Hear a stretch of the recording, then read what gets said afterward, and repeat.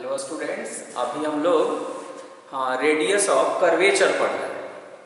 अब radius of curvature का हम लोगों ने बहुत सारा प्रॉब्लम देखा। अब एक और मैंने प्रॉब्लम लिखा हुआ है, इसको हम एनालाइज करेंगे, देखेंगे कि क्या इसमें कुछ एक्स्ट्रा कॉन्सेप्ट है। क्या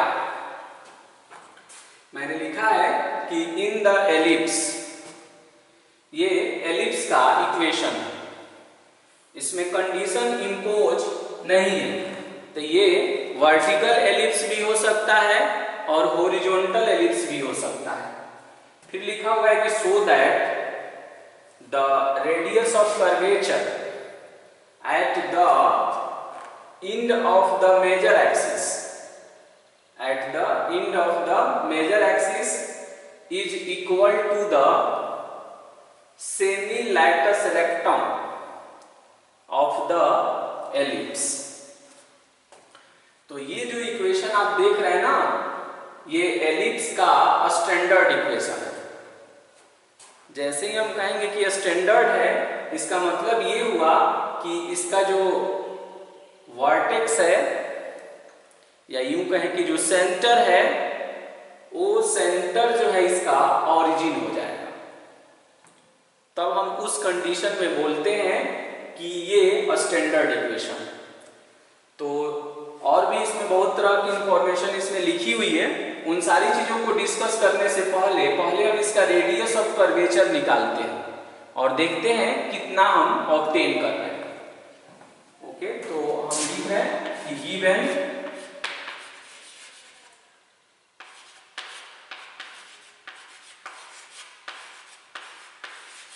given a standard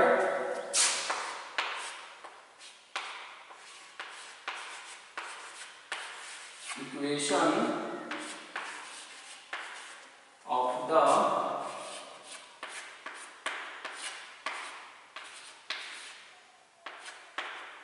standard equation of the ellipse is x square upon a square plus y square upon b square is equal to 1। ये एलिप्स का स्टैंडर्ड इक्वेशन ऐसा ही होता है। अब इसकी और अच्छी समझ रखनी है तो आपको एलिप्स का standard equation of the ellipse conic section में 2 डायमेंशनल कोऑर्डिनेट ज्योमेट्री का लेक्चर वीडियो आपको देखना चाहिए। वहां से ये कनेक्टेड है।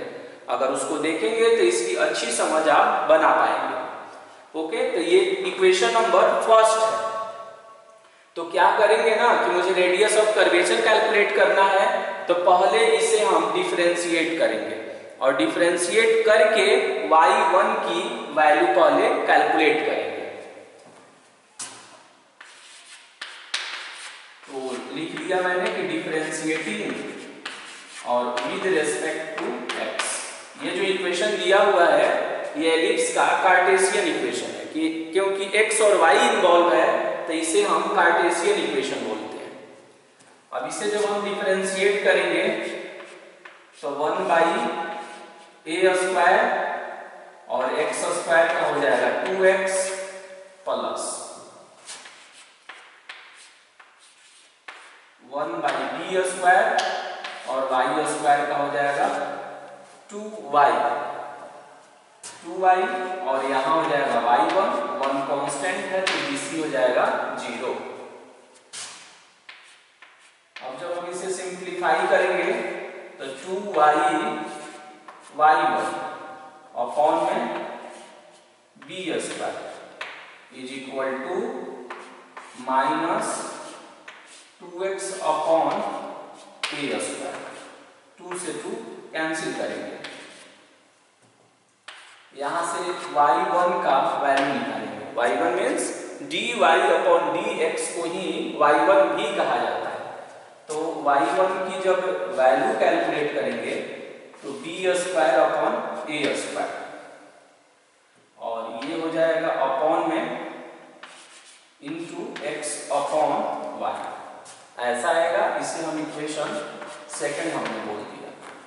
अब हम क्या करेंगे कि इस फंक्शन को जो कार्टेशियन फॉर्म में है, इसे एक बार और डिफरेंशिएट करेंगे और अब हम y2 कैलकुलेट करेंगे। ओके, तो मैंने लिखा कि again differentiating with respect to x। इसे हम एक बार और डिफरेंशिएट करेंगे x के रेस्पेक्ट में, तो y1 बनेगा y2, y1 क्या बनेगा, y2 बनेगा, और माइनस में b स्क्वायर अपॉन में a स्क्वायर, ये कांस्टेंट है, बाहर हो जाएगा। उसके बाद हम इसमें अब हम अगेन डिफरेंशिएट कर रहे हैं तो उसमें कोशन रूल लगाएंगे, तो ये बनेगा denominator into DC of numerator minus numerator into DC of denominator, और अपॉन में डिनोमिनेटर का होल स्क्वायर आएगा। पहले हम रेडियस ऑफ कर्वेचर पहले कैलकुलेट करते हैं, तब देखेंगे इसमें क्या लैंग्वेज है, उस बात को समझेंगे।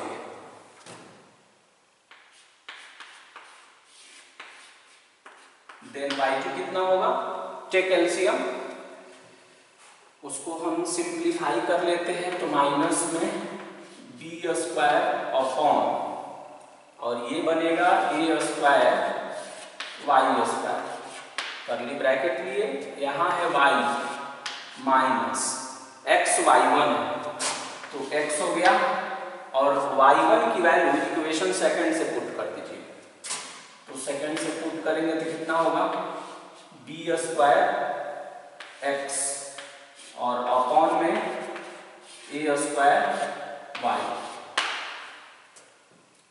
हो गया। y1 की वैल्यू हमने पुट कर दिया वहां से, b square minus b square x और अपॉन में a स्क्वायर y। अब उसका एलसीएम लेंगे, तो ये आएगा माइनस b स्क्वायर और अपॉन में a स्क्वायर y स्क्वायर। तो अब जब हम इसका एलसीएम लेंगे तो ये बनेगा a स्क्वायर y स्क्वायर, और ये प्लस हो जाएगा, और ये हो जाएगा b square upon x square, और अपॉन में हो गया a स्क्वायर y। ओके, ऐसा हुआ।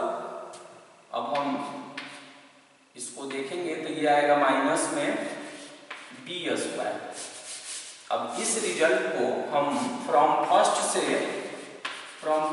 कुछ रिजल्ट लाना चाहते हैं, इसका पुटिंग जो है फर्स्ट वाले इक्वेशन से हो सकता है, तो आप एलसीएम बनाइए फर्स्ट वाले इक्वेशन में, तो ये बनेगा b square x square plus a square y square is equal to a square b square. आप इसको देख लेंगे, एलसीएम लेंगे और सिंप्लीफाई करेंगे तो ऐसा ही आएगा, यानी इस रिजल्ट के जगह पर हम क्या पुट कर सकते हैं, a स्क्वायर b स्क्वायर, तो माइनस में b स्क्वायर, और ये हो जाएगा a का पावर 4 और y की इंटू, तो इसके जगह पर क्या पुट कर लेंगे हम, a स्क्वायर b स्क्वायर।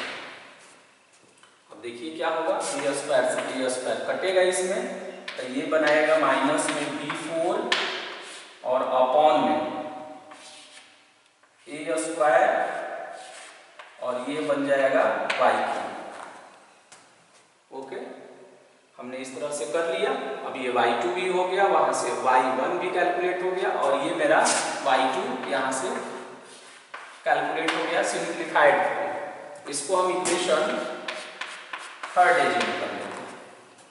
अब हम ये कार्टेशियन है तो हम क्या करेंगे, इसका रेडियस ऑफ कर्वेचर निकालेंगे। तो रेडियस ऑफ कर्वेचर निकालेंगे तो क्या फॉर्मूला यूज करेंगे, 1 प्लस y1 का स्क्वायर टोटल पावर 3/2 और अपॉन में कितना है y2। ओके, तो अब यहां से हम पुट कर सकते हैं 1 प्लस y1 स्क्वायर, देखिए कितना होगा, y1 ये है, इसका स्क्वायर करेंगे तो b का पावर 4 आएगा और x स्क्वायर आएगा, अपॉन में आएगा a का पावर 4 और y स्क्वायर, टोटल पावर 3/2 और अपॉन है y2, तो माइनस में होगा b का पावर 4 अपॉन ए स्क्वायर वाई क्यूब। अब इसे और सिंप्लीफाई करेंगे तो क्या करते हैं ना, यहाँ एलसीएम ले लेते हैं। तो एलसीएम लेंगे तो कितना हो जाएगा, a का power 4 y square plus b का पावर 4 एक्स स्क्वायर, और टोटल पावर इसका हो जाएगा 3/2 और अपॉन इसका एलसीएम है a का पावर 4 वाई स्क्वायर, इसका एलसीएम बनेगा तो इसका भी पावर 3/2 होगा। तो इसको हम ऐसे लिख सकते हैं, a का पावर 4 है तो a स्क्वायर वाई लिखिए का होल स्क्वायर, और इसका भी पावर हो जाएगा 3/2 इनटू में है माइनस b का पावर 4 है, और इस रिजल्ट को ट्रांसफर करके न्यूमरेटर में a स्क्वायर वाई क्यूब हमने लिख दिया। अब ये 2 से 2 कैंसिल हो जाएगा तो ये हो जाएगा a का पावर 4 वाई स्क्वायर, b का पावर 4 एक्स स्क्वायर, और टोटल पावर 3/2 और इनटू में a square Y cube,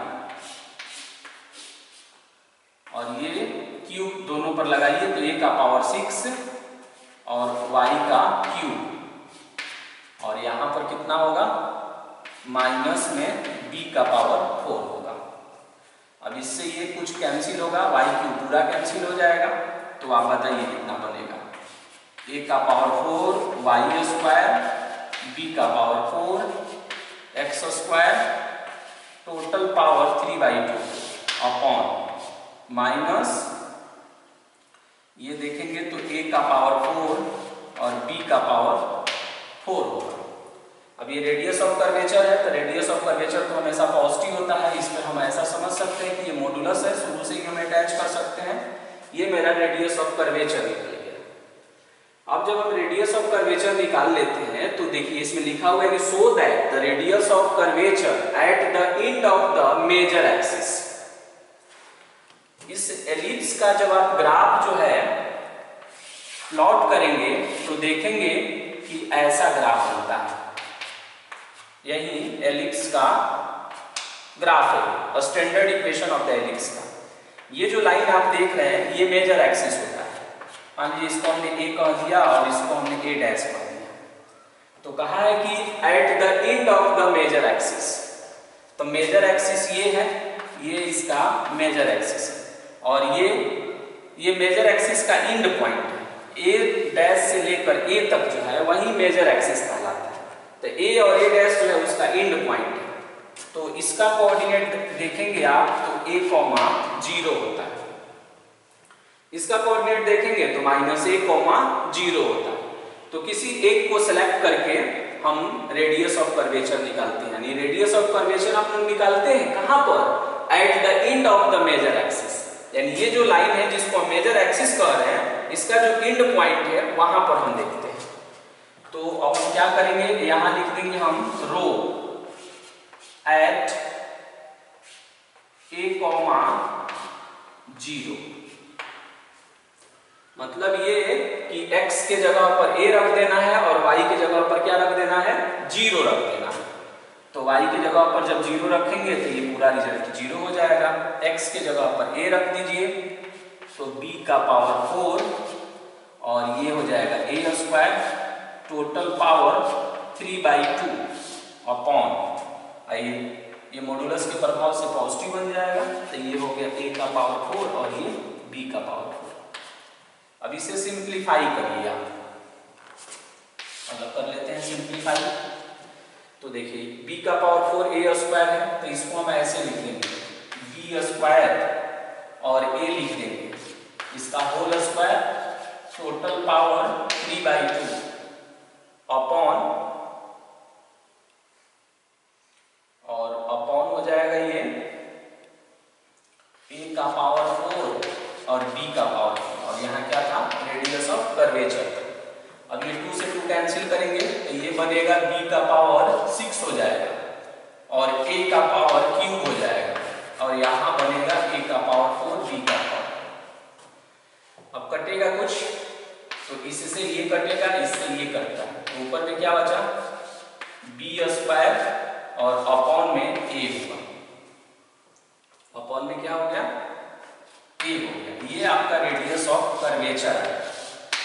okay, तो कह रहा था इसमें कि प्रूफ कर दीजिए कि रेडियस ऑफ कर्वेचर जो होगा वो सेमी लैटस रेक्टम के इक्वल होगा।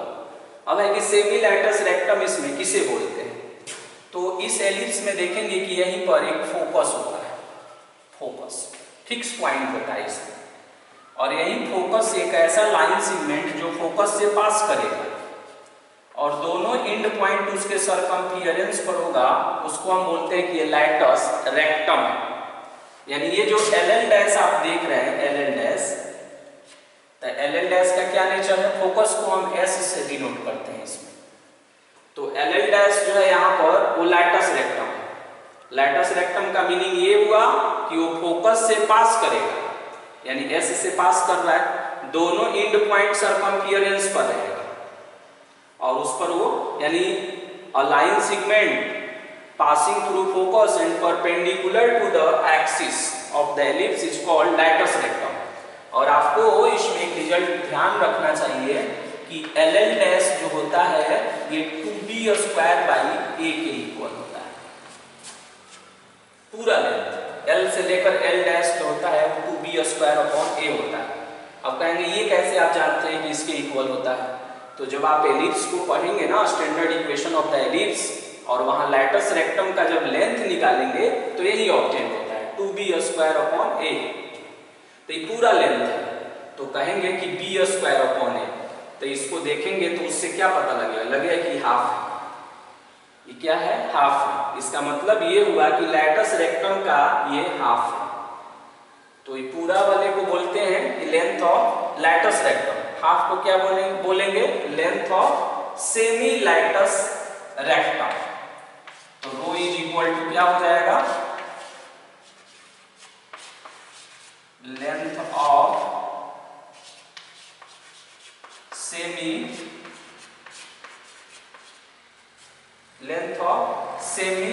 Latus rectum. ओके, और ये प्रूफ हो गया कि इसका रेडियस ऑफ कर्वेचर जो होगा वो एक्सट्रीमिटी के एंड पॉइंट पर, मतलब कि मेजर एक्सिस के एंड पॉइंट पर लैटस रेक्टम का हाफ होगा। और हमको ये ध्यान रखना चाहिए कि एलिप्स में जो है लैटस रेक्टम जो है 2b स्क्वायर अपॉन a होता है।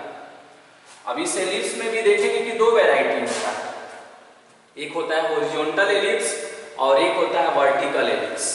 तो इसमें कोई भी कंडीशन इंपोज नहीं है, तो हम नॉर्मली इसको माने कि ये हॉरिजॉन्टल एलिप्स है। और हॉरिजॉन्टल एलिप्स जब होता है ना तो इस कंडीशन में a ग्रेटर देन b होता है। ये जो लेंथ आप देख रहे हैं ये मेजर एक्सिस होता है, ये जो लेंथ आप देख रहे हैं ये माइनर एक्सिस होता है, और हाफ जब कहेंगे तो सेमी माइनर एक्सिस, इसका जब हाफ कहेंगे तो सेमी मेजर एक्सिस होता है। और इस तरह हमने इसको प्रूफ करके दिखा दिया। ओके, अब हम लोग इसमें और भी क्वेश्चन देखेंगे, अभी बहुत सारी वेराइटीज है इसमें, उसी का एक ये सिंपल क्वेश्चन था जिसमें मुझे लैटस ऑफ रेक्टम निकालना था। इसकी समझ के लिए आपको बार बार बोल रहे हैं कि आपको एलिप्स का अच्छी समझ होनी चाहिए, तब इस क्वेश्चन की अच्छी समझ बने।